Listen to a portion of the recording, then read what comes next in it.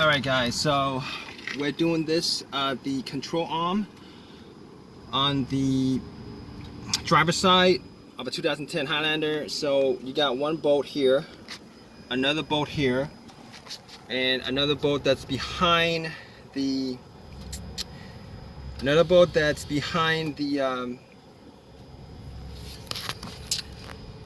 the transmission mount. Alright, so those three bolts.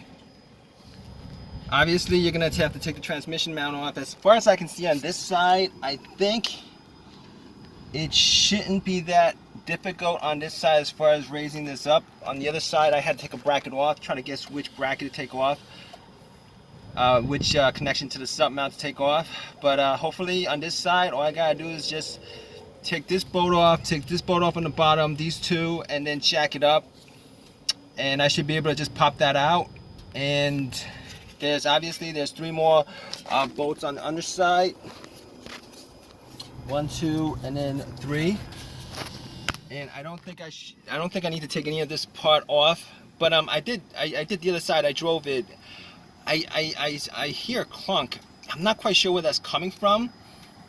But I'll figure that out after I take this off. I believe everything on the other side is good.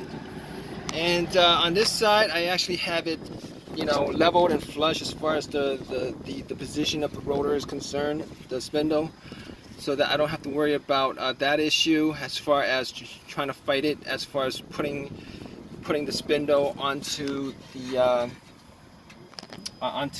control arm. And if you guys watch my other video, this should be pretty straightforward as far as taking all this stuff off. Hopefully it's easier than it was pretty easy on the other side, but this should be I'm gonna PB blast all this stuff, and we're gonna make this an easy project, and hopefully